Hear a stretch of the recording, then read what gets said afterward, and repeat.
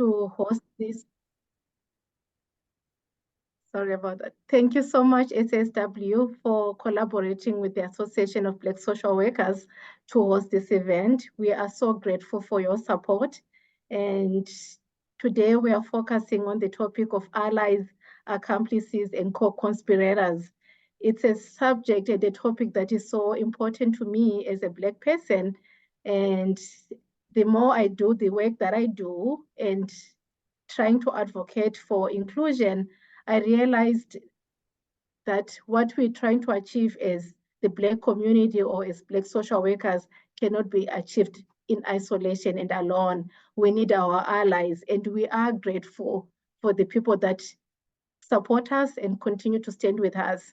I am so thankful for the allies and the people that have accepted our invitation to be our panelists for today. So thank you all for accepting our invitation as we get to learn from you and to understand what it is that we also need to be aware of as the Black community when we are looking for allies and people to stand with us. So thank you. I'll hand over to Tina, who's going to give us our Afrocentric land acknowledgement. Thank you, Flo. So we as people of African descent stand in solidarity with Indigenous people in their decolonization efforts. As people of African descent, we acknowledge that the land on which we are having this event is on Treaty 6 territory and the traditional territory of the Cree, Dene, Nakota, Lakota, Dakota, Saulteaux, and homeland of the Métis Nations. We recognize that the historical and ongoing colonialism has resulted in the present-day practice of offering land acknowledgements instead of land. As people of African descent, many of us have come here by choice, while many of us are here as a result of historical force. We acknowledge the complexities where we were promised land that was never given by those whose it never was to give. As people of African descent, we acknowledge the land of Turtle Island that sustains us, express deep gratitude to its Indigenous peoples, and pledge to honor our dignity and divinity that ultimately unites us all.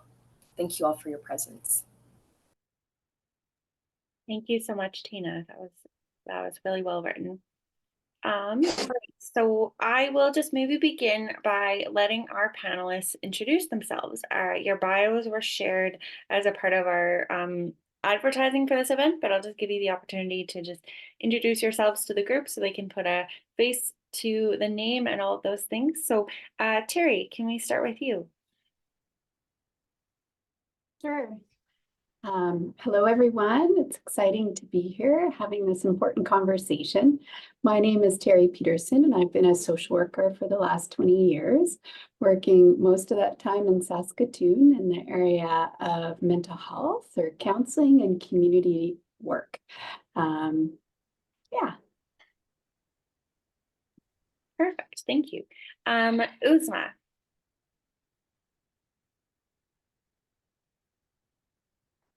Hi, first of all, thank you for having me today on this panel. I am South Asian originally from Pakistan, and in Canada I came as a child and have been here since. And this is a home. This is home to me, my family. So the matters, what happens in Canada matters to me and to my family as well. I'm new to social work field. After raising my children and being in business, I came in to education in 2012, and I'm I'm a registered social worker, and at the same time I'm doing my PhD into my third year at Trent University, and a research that I did with Marina Morgenstern was to do with immigrants and professionals who come to Canada and are looking for employment, and that was a Photo Voice project as well, and that's the projects through which Flo and I met, and it has led to where we are today. And I call myself a community worker. The community that I live in, I love, and I like to build those connections, and the EDI practices. How can we strengthen those? So that's my goal and brief introduction. Thank you so much. Thank you. And Karen. Hi, everyone. Good afternoon. First of all, I really would like to thank the Saskatchewan Association of Black Social Workers for the invitation to be on the panel, and I really look forward to the discussion that we'll have over the next hour. I have the honor of being the executive director of the Saskatchewan Association of Social Workers and have been for about 7 years. Prior to that, I worked in government for about 30 years, so a long time working in government. I'm also a sessional lecturer with the Faculty of Social Work at the University of Regina, so have some experience also working with students. So that's just, it's great to be here. Thanks. Thanks, Karen. Okay, so we will jump right into these amazing questions. The first question is a two-part one, so I will just start with part one to make it easy. So can you tell us in a few words about how you make the case for addressing anti-Black racism in social work and in your area of work practice? So I will start maybe again with Terry. Great.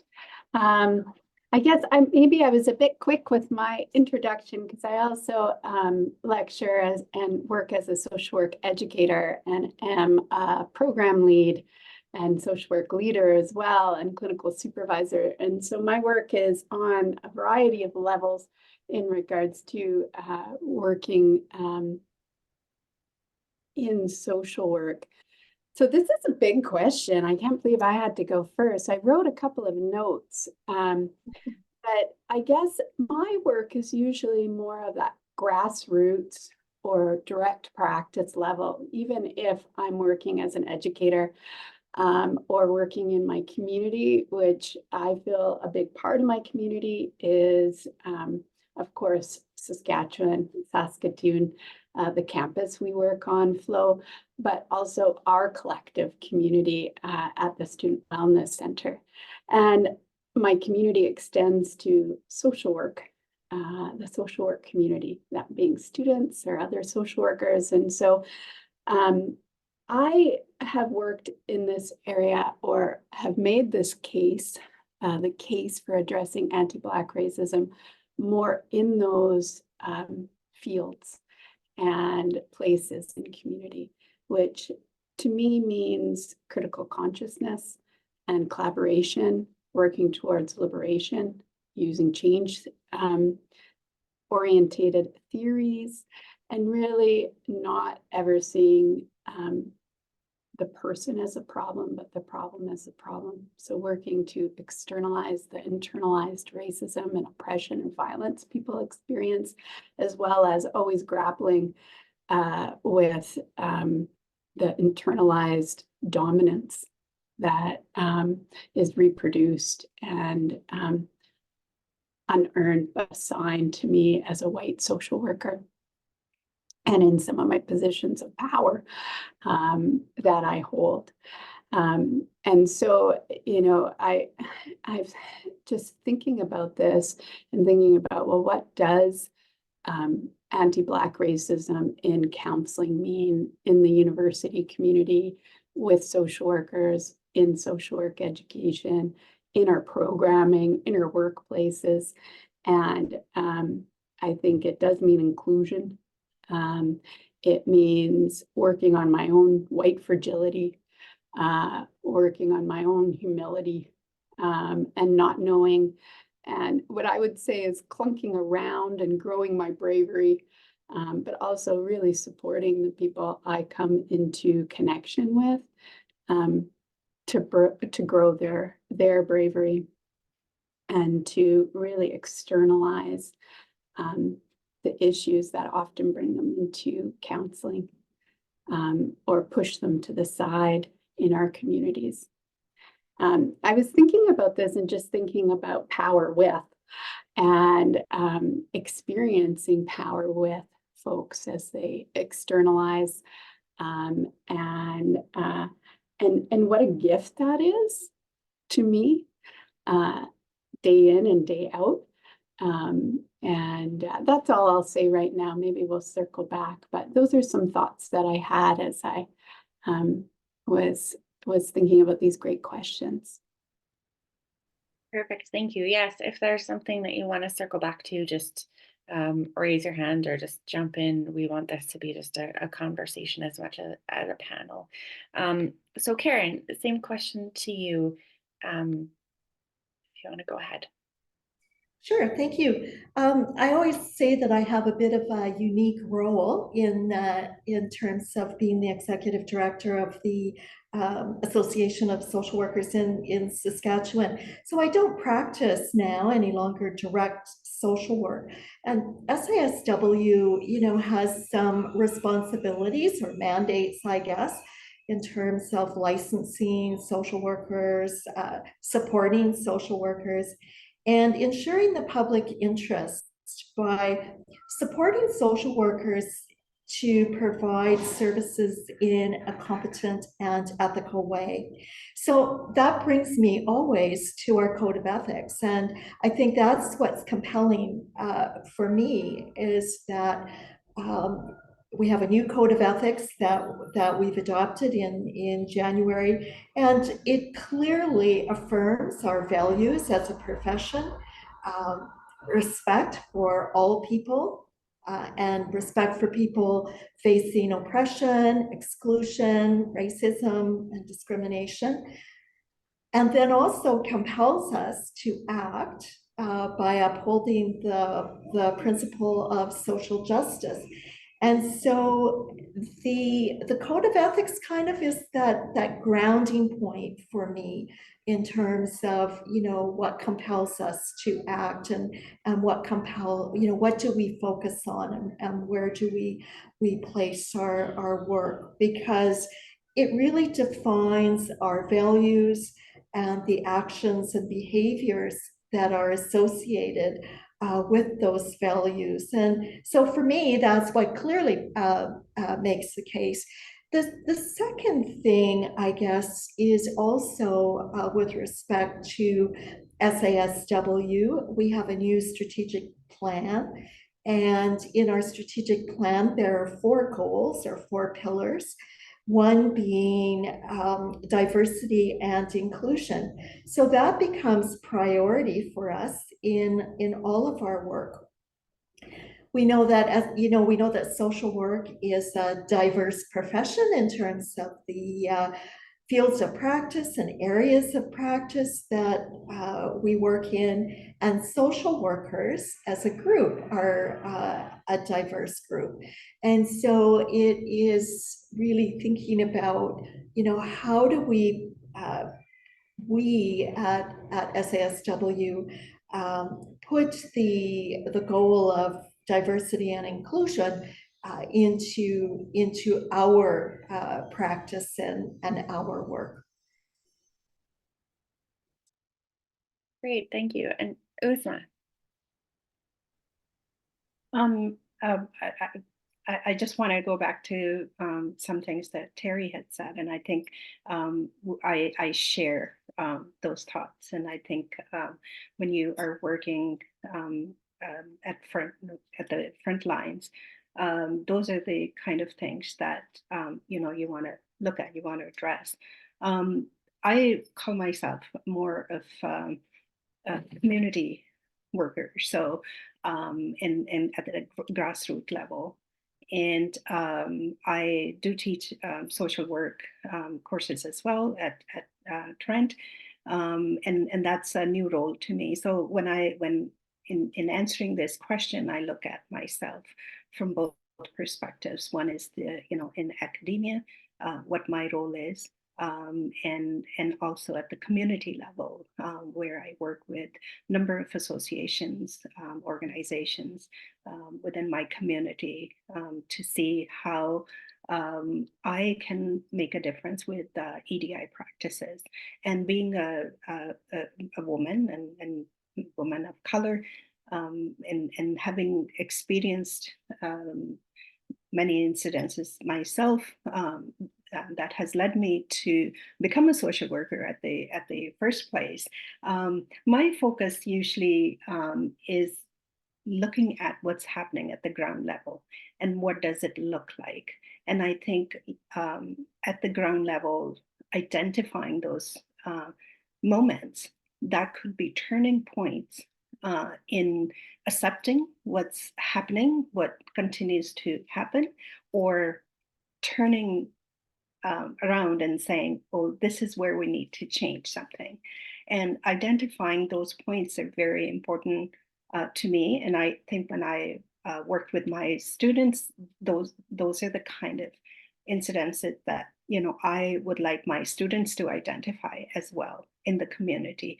Otherwise, we are practicing the same colonial agenda or same colonial principles or practices, and not to critique the language that is used within the policies and procedures. If we look at, like, when I was doing my when I was starting my PhD research, and my focus is inclusion of South Asian older adults in the communities, in the local community centers. And I spent a whole year of looking around to see what do I like, when I find one point and I take that further, and then I investigate that and take it further. And it led me to human rights. So I think those are practices, those are the, that document or that principle. We don't talk about it very often. So I bring that to my class. I bring that to, to myself as well. I would like to know more of that for myself and also for students. So the community-based understanding, what does, discrimination, prejudice, racism, like what does that all look like, and how we can interact with that at that point is, something that I'm always interested in. Great, thank you for that.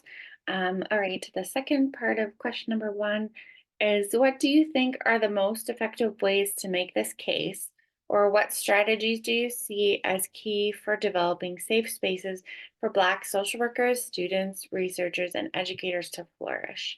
What successes have you or your organization had thus far? A little bit of a longer question, but great thoughts to consider. So I won't put Terry on the hot seat the first time this time. So Karen, it's your turn. Okay, thank you again. So I think as I was thinking about this second part of this question, so many thoughts. And one thing I've noted about social workers is the desire to learn. I think social workers are always keen on learning new things, learning new strategies, learning about things, and continuous learning. And of course, it's so important in our profession. And I really see that as a strength, because I think this is one of the important strategies is about learning and taking advantage of opportunities, asking lots of questions, and reflecting and being reflective on our own biases and where we are positioned and where we sit. what's our background, and thinking about that, and then being open to learning new things and unlearning things that we have learned. It comes to I think about it in terms of cultural humility, which is about learning and listening and being inclusive and asking questions and looking for new opportunities, and being aware of ourselves, and being aware of our background, and I think that's really so important. And then how do we put that into our practice in terms of making change? So I'm going to stop there because I'm interested in what others have to say. All right. Uzma. All wonderful what Karen has said, my thoughts. I just wanted to add two things to that, and one was that acknowledging history. I think that's such an important aspect of knowing where we are to where we're going as well, and what can we learn from the history of genocide, history of racism, history, any history. What happened yesterday was history, and we need to acknowledge that, and we need to understand, we need to learn from that and bring that into our teachings, because sometimes the curriculum is set in a way that at the end of the lecture, or maybe end of the 12-week session, we say, okay, now we're going to talk about Indigenous people, or we're going to talk about African, Black African Americans, or whatever that might look like for that course. So we're just adding that on at the end, so which I think is unfair, because it doesn't give that enough time for us to explore other than the Eurocentric ideologies that we already know a lot about. Second thing is, for me, is being the role model for the students, for our children, for our neighbors, for anybody out there, to be a role model that we are all human, and our pains are different, our sufferings are different. We cannot say, we can't put them in one and say everybody's pain is same, recognizing the differences, but at the same time treating everybody, they say simple, that you want to treat others like you like to be treated, right? So bringing those principles into our own life. Karen talked about the biases, understanding what those biases are, and I'm as human as anybody else is, and it's important that every now and then, not every now and then, actually every day, we learn. My son comes over and you say, Mom, why did you say that?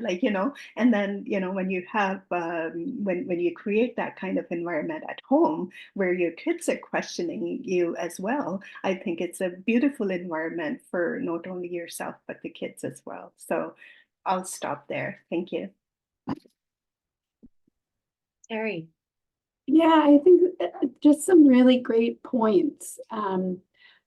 Uzma, you had talked about identifying the points, right? And maybe in community, and maybe within ourselves, maybe within our collectives, maybe within our curriculum, and continuing to grapple. So there's something around, we are talking about being learners, but the perseverance to always be in a learning space, or most of the time to be in a learning space, and to create space around oneself in one's communities, in one's clinics, in one's classroom, so that other people can take the space as well, right? And I think that modeling is so big. It's been such a big part of social work for me, and continues to be, that, you know, we can do our best to live out our values and create space for other people to bring most of themselves or more and more of themselves forward. And that passion and resonance that comes when that magically happens, it's really important.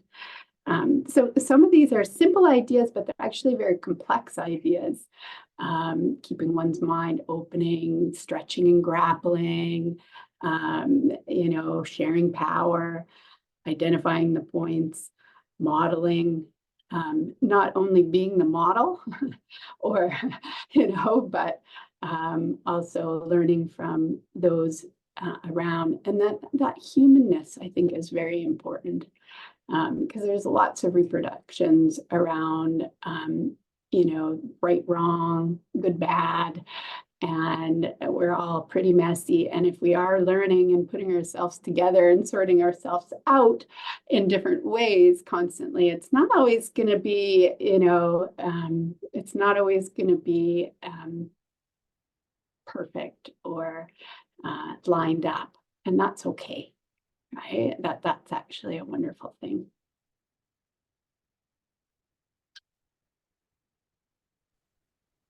All right, thank you for that. The next question, what are the most critical changes that we must make to address anti-Black racism in social work? So Uzma, I will put you on the hot seat first this time. I'm not usually very good going first, but I'll try it. And I just want to make one point to that is I think I talked about curriculum just a short while ago, and I will come back to that again to say introducing more Canadian context to our curriculum, and more diverse context to our curriculum is so important that that you know it prepares the students coming into the field. It prepares them to handle, to work with, and to be part of what is happening in Canada as far as, you know, so for example, the population has, you know, demographics have totally changed. And bringing in context that relates to the communities out there, it makes it prepares the students well. I know when I graduated as a BSW student and even MSW student, I think most of the time I was referring to research that's been, you know, 10 years or more old, right? So we are not talking about what's happening today. And even when we talk about what's happening today, by the time you know, we're doing something about it, it's already happened. Like it's already a history, right? So more up to date and more Canadian content and context in our curriculum is such an important aspect that I find. Thank you. You did just fine going first. So there you go. Karen. Well, I'm going to pick up on a couple of things that Uzma has said, and one previously when Uzma, you said, you know, we need to acknowledge history, and some of my thoughts around this question really are similar in terms of, you know, the curriculum in social work programs. I did my Bachelor of Social Work degree many years ago, and there was no mention of Black history in Canada, and beginnings of Indigenous studies at that time. You know, that was the context, and so as a sessional. Even 5 years ago, being able to introduce a little bit of material on Black history in Canada, and having students saying, I had no idea, right? I didn't learn about this in high school, didn't. So it's not, this is important in that it's, although I did my degree, a long time ago, we still need to do more work around the curriculums, and so that students really, we want them to come prepared with that knowledge about history and knowledge about diversity and how to how to work, preparation in terms of working with diverse populations, I think is so important. So I don't have any more to add right now on that one, so I'll turn it over. That's great. To Terry. Yeah, go ahead, Terry. Yeah, it's interesting. I'm going to kind of go in the same vein, but take a little bit of a twist. Just in regards to curriculum, I know one of the things I do is try to add voices to my curriculum and perspectives to my curriculum in sometimes a multimedia way, but also in articles and sometimes in less academic readings, but very important readings in regards to Black rights, Indigenous rights, and representation within the information that I'm sharing. But a big part of what I experienced in my bachelor's of social work and within the community work and the communities I've worked with is the idea that the message is in the medium. And so my classes, I try my best to have them modeled in consciousness raising, critically conscious collective framework, which means that the students, I hope, feel like they can bring things forward as well, and are learning to work in a contributive way in regards to knowledge creation and in a collaborative way. And so I hope that each class has some of that as part of it, because I believe that we kind of learn how to be differently in community from an inside out way and from connecting with others. And I was just thinking about one very brave student I had in a couple, very brave Black student of social work that I had in a couple of classes who, at one point in our class felt courageous enough to articulate to the other class members in a very loving and curious way that he noticed that only the Black students partnered together and the white students all partnered together. And he wondered why that was, or could that be different, right? In this class or in the next classes. And it created this really amazing dialogue between the students about doing something differently. And it was a great teaching moment for everybody involved, and came up because I think of how I learned to learn in social work, how I learned to learn, and how I hope to teach. Yeah, that's amazing. Thank you. That's such a good story too about how things can happen just organically, just due to someone and their bravery in terms of asking questions and stuff. Oh, that's so good. Okay, so speaking on behalf of the folks who are part of the Saskatchewan Association of Black Social Workers, we need your help figuring out the differences between allies, co-conspirators, and accomplices. Can you give us a few examples from your practice? Terry, your turn. This was my favorite question. Oh, good. I'm glad. You go first. Your favorite question.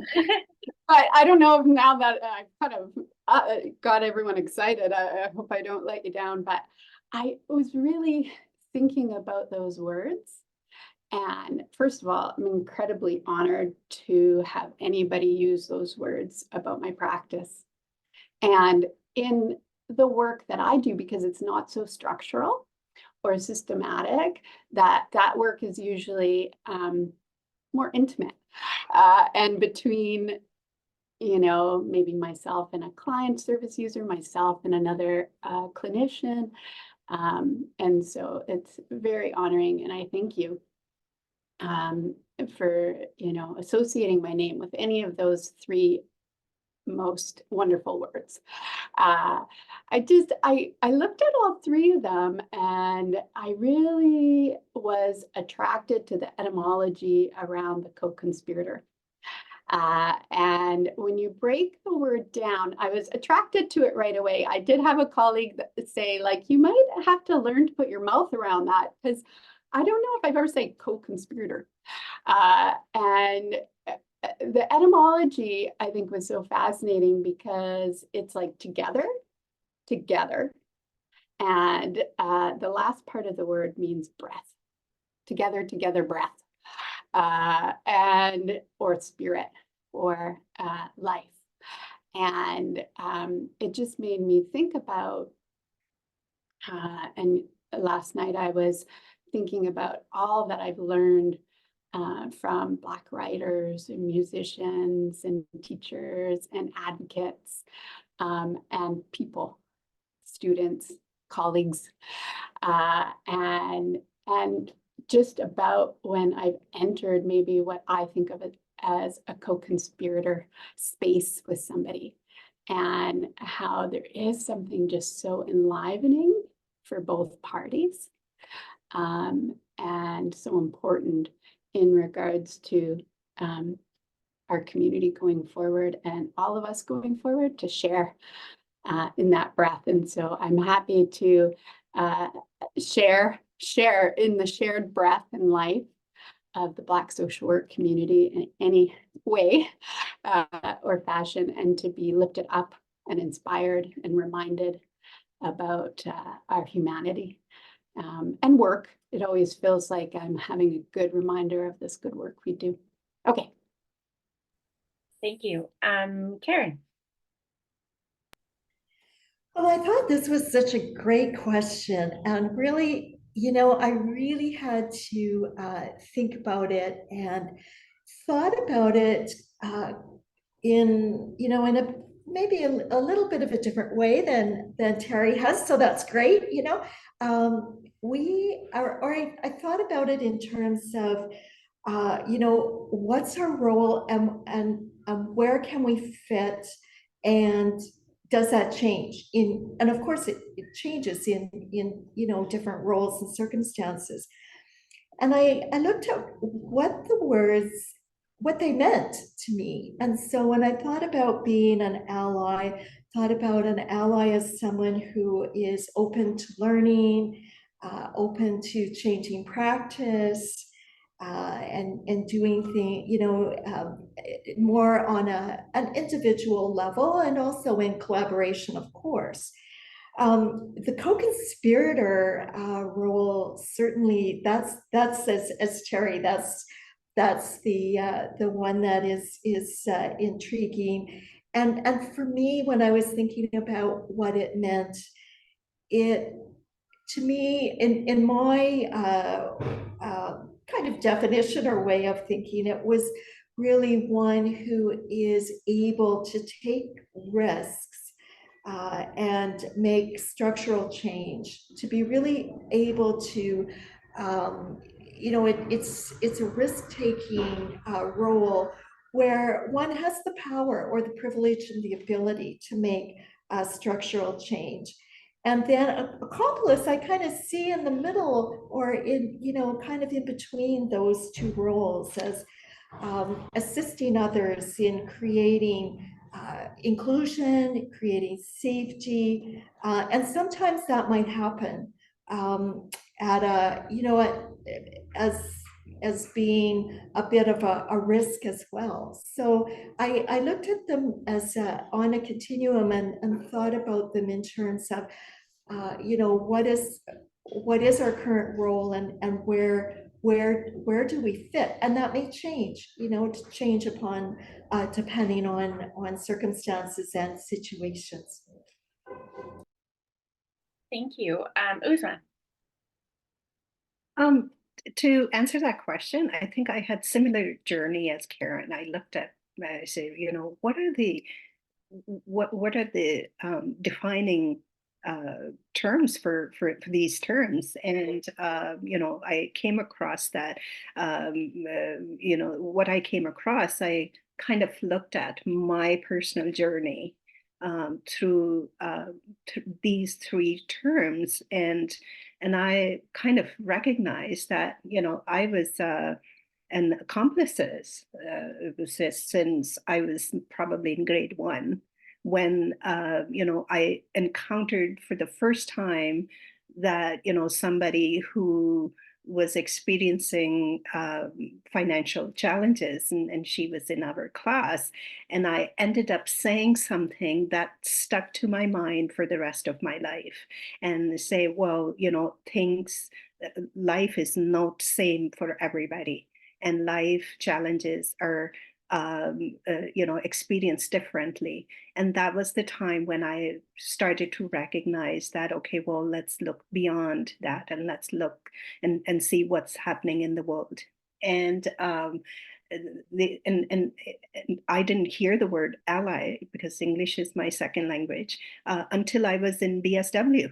And we read an article, talked about allyship, and I started. It made me think, to take that journey again into my memory, to see where, like, how do I fit into this word, the description of this word, or how is it taken up by the society? So I think it's not, and it was not until I was kind of a little bit later, maybe 10 years ago, that I find myself in the third stage of this journey, and where I think it has something to do with my age as well, and something coming to this field so late that I feel that I don't have enough time to do what I want to do, that I just take risk, and I become I speak out when I see something happening that needs to be changed, or especially around inclusion. I think because things have been set up in a way for so many years, and people have become comfortable with that, which is fine. Like, it's been like that for many years, but now that communities are changing, there is diversity, and there are different ways of looking at things, different ways of making realities, that those realities are still existing, but maybe not with the same extent.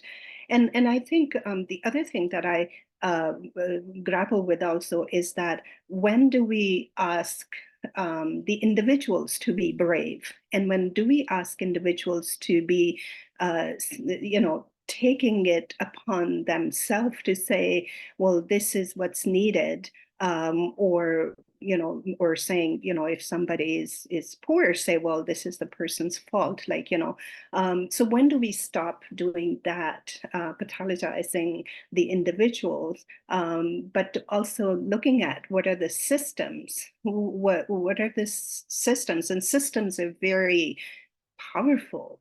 They are like brick walls sometimes, and it's very difficult to get through. So when I was looking at these words, I think actually it gave me a chance to grow within myself, and also to see where I was at and where I needed to be, and how do I need to view things as I move along my social work identity and my social work journey, to see how can those words that, as Karen said, it's a continuum, and some areas where I might be an ally, and somewhere I would be an accomplice, or where maybe somewhere a co-conspirator, conspirator. So it's a very complicated answer to give in a short time, but thank you so much.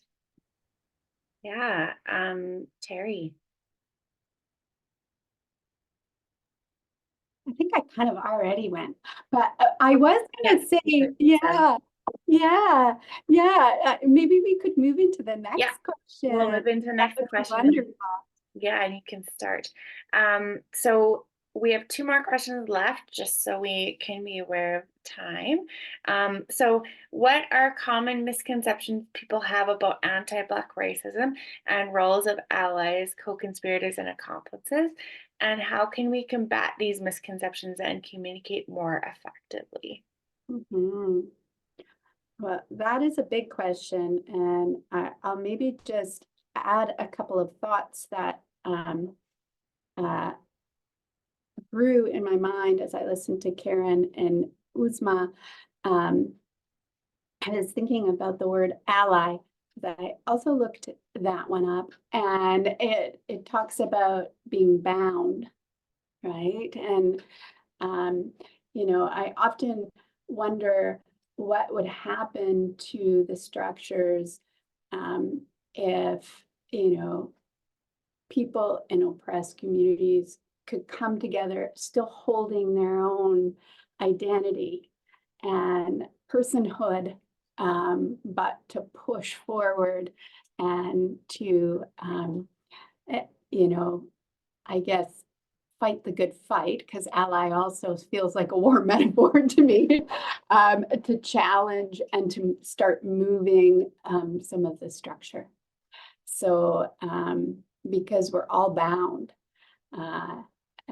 in these communities and impacted by the oppressive reproductions and regime. And so I know maybe that's to come, maybe that's to come, but I think also in regards to, I think people are very shy at this stage in the rights movement to speak when they're not an insider, right? And they don't want to overspeak, and they don't want to impose, and as they should be very mindful of both of those things. But if we can somehow, not expect perfection, but humanness, and move forward together and learn and teach each other, that bound, that sheer number could be very helpful. So I'll leave it there. Thank you. Uzma, did you want to jump in on that question? I think it was Karen in the order. If I'm okay. Doesn't matter. I'm just trying to switch it up. But if you want to go first, Karen. Yeah. Doesn't matter. No, that's no problem. So I think just what Karen said was being human. I think that's something that is so important, that we are all human, and we make mistakes and we learn. And as we go along this journey, I think keeping our authenticity and our humanity is very important. Now, I think the misconceptions or myths that we want to call that, that we don't need anti-Black racism strategies, or we don't need to do anything about it in Canada, because racism, that racism does not exist. And I don't think this is, as it says, there are misconceptions.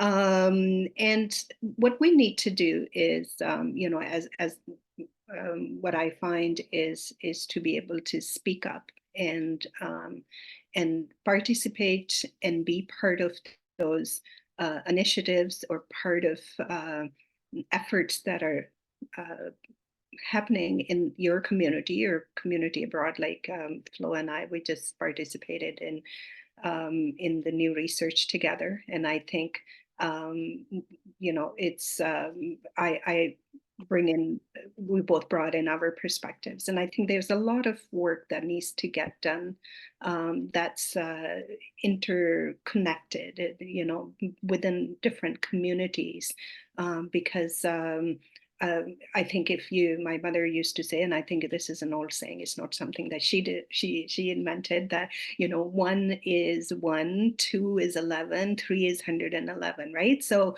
I think when you work together, you can make massive difference.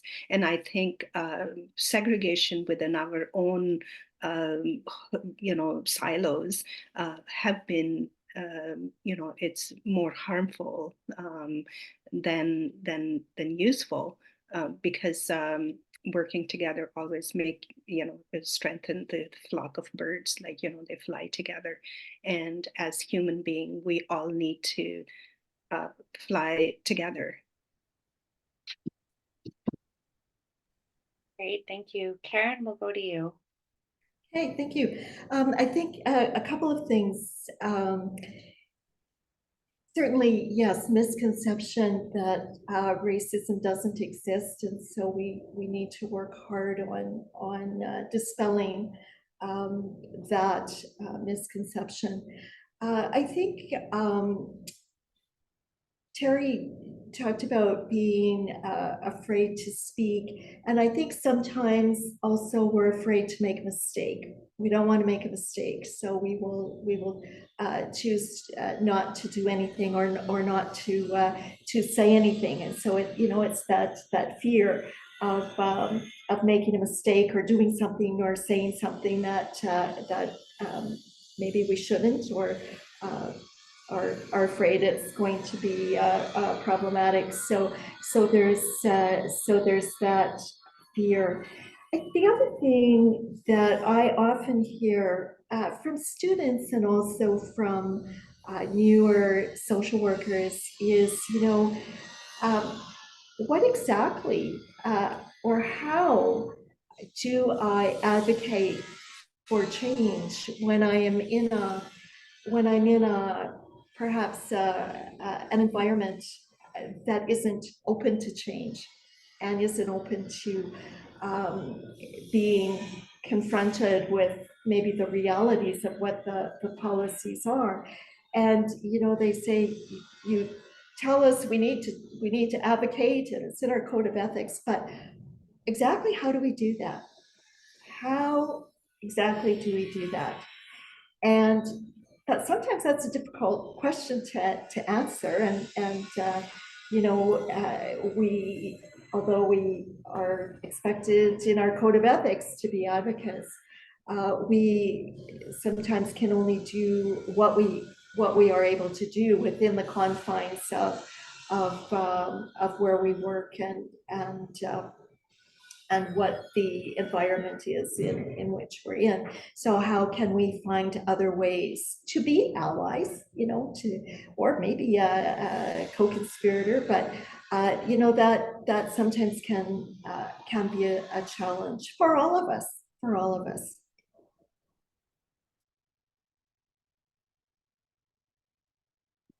All right, and we're just going to finish off with our final question. So I'll share that with the group. Can you talk a little bit about how you would have worked, or you have worked with, or how you talk to other non-Black social workers, students, researchers, and educators about anti-Black racism and the success and challenges you have faced? So I've put people on the spot as to who goes first. So I don't know if anyone wants to just head it off first and do some closing remarks with us. Terry, you seem Yeah. to go for it. Yeah, I'm not, I'll lead into this question for sure. I think with what I'm thinking about, but I was thinking about also the blind spots we have. Sometimes I think we know things, but it's like a tulip that's dormant under the soil and sometimes needs the right conditions to come out.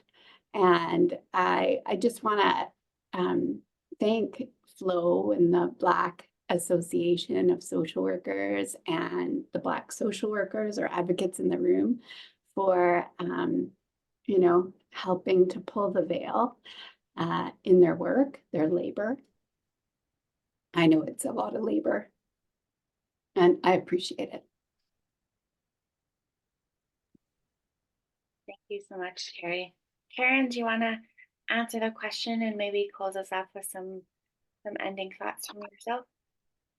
I really like the idea of blind spots, Terry, because I think, yes, we have to we have to remember and think about those blind spots that we have. And you know, I think sometimes these can be they can be difficult conversations, and it really means looking at our own positions and learning and unlearning and being open to new ways of thinking, and looking at where we are able, when we're in positions where we can look at our policies and our structures, that we examine them very carefully and you know, think about, are we really you know, taking into consideration and are we really being diverse, and are we really being inclusive, right? We really have to